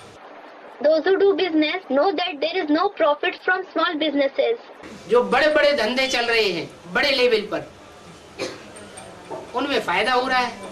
There is profit from the big businesses on a high level. वो फायदा जो होता है वो गरीबों को गरीब बनाता जा रहा है और साहूकारों को साहूकार बनाता जा रहा है। तो आखिर ये कब तक चलेगा? That profit makes the poor poorer and the rich richer. So how long will this continue? ऐसी स्थिति एक दिन आ जाएगी जो मारामारी शुरू हो जाएगी। Such situation will arise one day when beating and killing will start taking place. इसलिए बोला है मुरली में, जब विनाश शुरू होगा तो पहले पहले अकाल पड़ेगा। That is why it has been said in the Murli, when destruction starts, famine will break out first of all. अकाल ऐसे ही नहीं कि बिल्कुल बरसात नहीं होती है तो ही अकाल पड़ता है। It is not that famine breaks out only when it doesn't rain at all. बहुत ज्यादा बरसात हो जाए तो भी अकाल हो जाए, क्योंकि कुछ पैदा नहीं होगा। Famine will also break out when it rains too much, because nothing will grow. बेमौसम बरसात हो जाती है तो भी कुछ पैदा नहीं होता। Nothing grows even when it rains at odd seasons. और अकाल मालूम नहीं पड़ता है। And no one comes to know of the famine. क्योंकि गवर्नमेंट समझती है अगर हम अकाल अभी घोषित कर देंगे तो गवर्नमेंट पापाचारी साबित हो जाती है। Because the government thinks if we declare famine now, the government is proved to be corrupt. अपने भारतीय शास्त्रों में तो ये लिखा हुआ है कि जो दुराचारी राजा होता है उसके राज्य में अकाल पड़ता है। It has been written in our Indian scriptures that famine breaks out in the kingdom of a corrupt king. इसलिए भारत की गवर्नमेंट अकाल घोषित नहीं करती है। That is why the government of Bharat doesn't declare famine. अगर सच्चे अर्थों में पूछा जाए तो अकाल अभी भी पड़ा हुआ है। If you ask it in a true sense, then famine has broken out even now. आखिर कब तक छुपाएंगे? Finally, how long will they hide it? आगे चल करके अकाल घोषित करना पड़ेगा। They will have to declare famine in the future. पानी की बूंद भी नहीं मिलेगी लोगों को। People won't get even a drop of water. नोटों की गड्डियां पड़ी रहेंगी, इतनी महंगाई बढ़ जाएगी और खाने के लिए अन्न नहीं मिलेगा। There will be rise in prices to such an extent that bundles of notes will be lying on the road and there won't be food to eat. लेकिन बाप के बच्चे भूख नहीं मर सकते। But the children of the father can't die from hunger. अभी भी खिचड़ी खाते हैं और तब भी आराम से खिचड़ी खाएंगे। You eat khichdi now and then too you will eat khichdi comfortably. Khichdi means a simple dish cooked with rice and pulses. दुनिया के जो झूठे झूठे धंधे हैं, झूठे झूठे धर्म संप्रदाय फैले हुए हैं, उनमें पैसे की कमी नहीं पड़ती कभी भी। The false businesses of the world, the false religious communities that have spread never run short of money. तो शिव बाबा आकर के तो सच्चाई का धंधा करता है। And Shiv Baba runs the true business when he comes. सत्य ज्ञान सुनाता है, सत्युग की स्थापना करता है, उसमें पैसे की कमी पड़ने की कोई बात नहीं हो सकती। He narrates the true knowledge. He establishes the age of truth, meaning Satyug, that is the golden age. There cannot be a question of shortage of money in it. तो बाबा आया हुआ है, तुम बच्चों को सारा दिन बाबा बाबा याद आने चाहिए। So Baba has come. You children should remember Baba and only Baba the whole day. अभी यहाँ दैवी गुण धारण करने हैं, इस समय तुम ये धारण करेंगे तो फिर वो संस्कार साथ जाएंगे। Now you have to assimilate divine virtues here. If you assimilate them at this time, those sanskars will go with you. जैसे बाबा मिलिट्री के लिए समझाते हैं कि वो मिलिट्री वाले संस्कार ले जाते हैं। Just as Baba explains about the people in the military, meaning army, that they take with them the sanskars. यहाँ लड़ाई में मरते हैं तो वहाँ भी जाकर के जन्म लेते हैं और फिर मिलिट्री में भर्ती हो जाते हैं। Here they die in a fight, then they are born there and they join the military again. उनके संस्कार ही ऐसे पड़ जाते हैं कि उन्हें लड़ाई लड़नी ही लड़नी है। They have such sanskars that they certainly have to fight. तुम्हारी भी रूहानी मिलिट्री है। Yours is also the spiritual military. तुम कोई हिंसक युद्ध नहीं लड़ते हो। You don't fight a violent war. तुम्हारा रूहानी युद्ध है। Yours is the spiritual war. रूहानी युद्ध रूह की पावर से लड़ा जाता है। The spiritual war is fought through the power of the soul. देह की कर्मेंद्रियों से नहीं लड़ा जाता। It is not fought through the karmendriya of the body. देह और रूह ये दोनों अलग अलग चीजें। The body and the soul, both of them are separate. रूह सूक्ष्म है और देह स्थूल है। The soul is subtle and the body is physical. देह 5 तत्वों की चीज है और रूह मन बुद्धि और संस्कार का समुच्चय है। The body consists of the 5 elements and the soul is the combination of mind, intellect and sanskar. और रूह को पहचान देने वाला रूहानी बाप है। And it is the spiritual father who gives the introduction to the soul. वो रूहानी बाप आकर के हमको बता रहा है कि बच्चे सुबह उठो तो सबसे पहले क्या याद आना चाहिए। That spiritual father is telling us after coming, children, what should you remember first of all when you wake up in the morning? अपनी आत्मा याद आए। You should remember your soul. ये आत्मा का फाउंडेशन सवेरे सवेरे अमृत वेले अगर पक्का डाल लेंगे तो सारा दिन आत्मा की और परमात्मा की याद सहज होती जाएगी। If you lay this foundation of remembering the soul early in the morning at Amrit Vela, that is early morning hours, the remembrance of the soul and the supreme soul will become easy throughout the day. स्वस्थिति बनावेंगे तो परिस्थिति से दूर रहेंगे। If you create the stage of the self, you will be free from circumstances.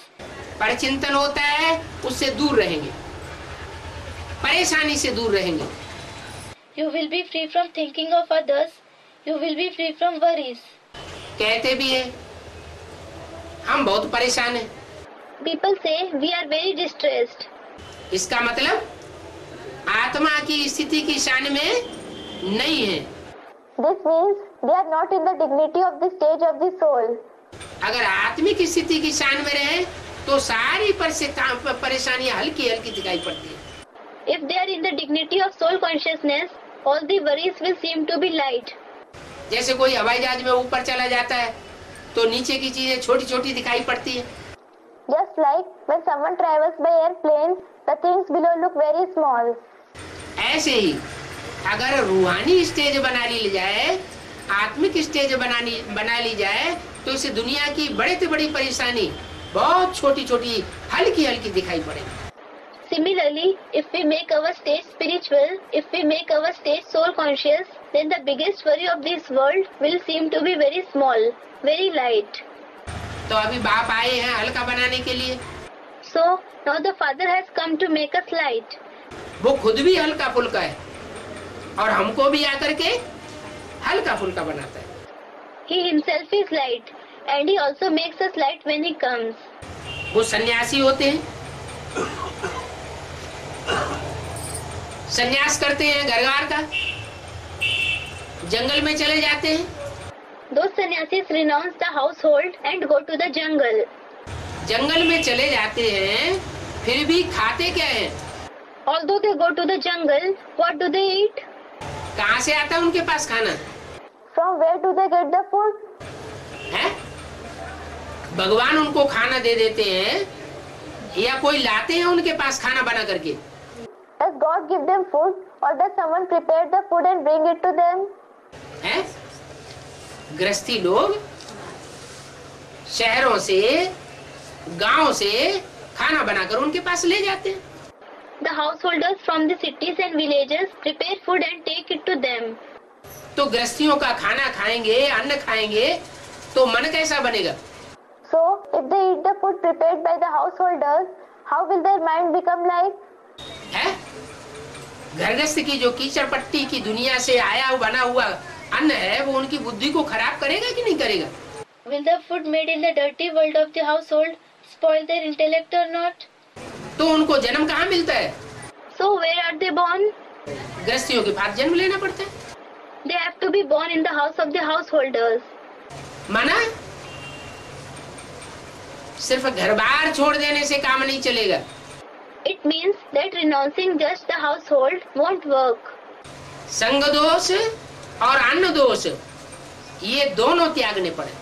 We have to renounce both the effect of bad company, that is sang dosh, and the effect of bad food, that is anna dosh.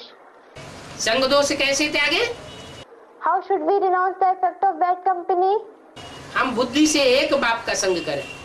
We should be in the company of the one father through the intellect. इस दुनिया में सब झूठे हैं। All are liars in this world. झूठों को याद करेंगे तो झूठे बनेंगे, एक सत्य बाप को याद करेंगे तो सच्चे बनेंगे। If we remember liars, we will become liars. If we remember the one true father, we will become true. संग दोष टूटता जाएगा। The effect of bad company will break. और अन्न दोष? And what about the effect of bad food? अन्न दोष के लिए जितना हो सके जो ज्ञान में चलने वाली आत्माएं हैं उनका भी कोई ठिकाना नहीं। Regarding the effect of bad food, we cannot rely on the souls who follow the knowledge either. क्योंकि हम किसी के साथ साथ पीछे पीछे नहीं फिरते हैं कि कौन कैसा पुरुषार्थी है। Because we don't follow anyone to check what kind of purusharthi, meaning someone who makes spiritual effort, he is. हाँ, अपने घर परिवार में तो हम 24 घंटे देखते हैं, साथ में रहते हैं। Yes, we see our own family 24 hours. We live together with them. तो अगर उनकी धारणा अच्छी है तो उनके हाथ का बना हुआ भोजन ले सकते हैं। So if their virtuous conduct, that is dharana, is good, we can eat the food prepared by their hands. धारणा अच्छी नहीं है तो भोजन बनाने में आजकल देर नहीं लगती। If their dharana is not good, then it doesn't take long to prepare food nowadays. Cooker निकला है, 10 मिनट में भोजन तैयार कर देता है। The cooker has come up. It makes the food ready within 10 minutes. उसमें दाल डालो, चावल डालो, आलू डालो, 10 मिनट में तैयार हो जाता है। Put pulses, rice and potatoes in it, and within 10 minutes it is ready. तो भोजन की कोई ऐसी समस्या नहीं है। कोई कहते हैं कि हमें भोजन बनाना नहीं आता। So there isn't any problem for food. Some say we don't know how to prepare food. अरे मनुष्य क्या नहीं कर सकता है? अरे, is there anything that the human being cannot do? मनुष्य दुनिया के सारे काम करता है तो भोजन बनाना नहीं सीख सकता है। बहानेबाजियां कर लेते हैं। If a human being does all the work in the world, can't he learn to prepare food? They just give excuses. कोई कहते हैं हमें 10-15 दिन के लिए बाहर जाना पड़ता है, 5-5 दिन हमें बाहर रहना पड़ता है। Some say we have to go out for 10 to 15 days. We have to stay away from home for 5 days. बाप कहते हैं कि तुम डबल रोटी और दूध से भी काम चला सकते हो। The father says you can also manage with bread and milk. फलों पर भी काम चला सकते हो। You can also manage with fruits. कोई आत्मा हिर जाए तो कच्ची सब्जी पर भी काम चला सकती है। If some soul gets used to it, he can also manage with raw vegetables. जितना कायदा उतना फायदा। The more we follow the rules, the more we are benefited. अभी तो बहुत थोड़ा समय रह गया है। Very little time is left now. अभी अगर ध्यान नहीं दिया तो हमेशा के लिए फिर संस्कार पक्के हो जाएंगे। If we don't pay attention now, the sanskars will become strong forever. जन्म जन्मांतर के संस्कार पक्के हो जाएंगे अन्न दोष और संग दोष के, फिर नीचे गिरते रहेंगे। The sanskars of bad food and bad company will become strong for many births. Then you will continuously fall. द्वापर युग से नीचे गिरना शुरू होता है। The downfall starts from the copper age. संग के रंग में आना शुरू होता है दूसरे धर्मों के। The souls start coming in the color of the company of the other religions. धर्म पिताओं के संग में आते हैं, उनके फॉलोअर्स के संग में आते हैं। They come in the color of company of the religious fathers, their followers. Hindu he convert होकर के दूसरे धर्मों में जाते हैं। The Hindus themselves convert and go to the other religions. तो ऐसा ना हो कि हम भी कन्वर्ट होने वाली आत्माएं बनते रहे, कभी मुसलमान बने, कभी क्रिश्चियन बने, कभी सिख बने, कभी ईसाई बने। So it should not happen that we also become the souls who convert. It shouldn't happen that sometimes we become Muslims, sometimes Sikhs and sometimes Christians. नहीं, No. अपने धर्म में रहना अच्छा और दूसरे धर्म में रहना अच्छा नहीं है। It is good to remain in one's own religion and it is not good to go to another religion. स्वधर्मे निधनम श्रेय परधर्मो भयावह। Swadharme nidhanam shreya pardharmo bhayavah. Meaning, it is better to die in one's own religion. The religion of others creates fear. अपने धर्म जो है सुखदायी होता है। Our own religion gives happiness. अपना धर्म वो है जो परमात्मा बाप आकर के स्थापन करते हैं, और पराये धर्म वो है जो मनुष्य गुरु आकर के स्थापन करते हैं। Our religion is the one established by the Supreme Soul Father when he comes, and the foreign religions are the ones established by the human gurus. ओम शांति। Om Shanti. किसके फंक्शन में? తినకపోతే బాగుండదు. ఎవరైనా చనిపోయినప్పుడు పెళ్ళైనప్పుడు ये फंक्शन है ఎవరైనా చనిపోయినప్పుడు పెళ్ళైనప్పుడు किसी का शादी हो या तो कोई मर गया हो तो ऐसे function- और शादियों में जाकर के कोई सेवा कर पाए? Whose function? A student in marriage. Could you do any service by attending marriages? शादियों में जाते हैं, शादी में जाने का लक्ष्य क्या होता है हमारा? We go to attend marriages. What is our aim of attending marriages? कि हम शादी में जाकर के कोई की सेवा करके आए, तो सेवा करके किसी को निकाल के लाए आज तक భోజనం చెబితే అన్నాను. है? We should go to marriages and serve someone. So, did you do service and bring out anyone in knowledge till now? नहीं लाई ना, तो शादी से हमारा क्या लेना देना? You did not bring anyone in knowledge, did you? So, what have we got to do with marriages? जब हमारा शादी से लेना ही देना नहीं, तो हम वहाँ जाकर के अनुदोष में क्यों आए? When we have got nothing to do with marriages, why should we go there and be influenced by bad food? शादी में जाएंगे, अनुदोष और संग दोष तो लगेगा। If we go to attend marriages, we will certainly be influenced by bad food and bad company.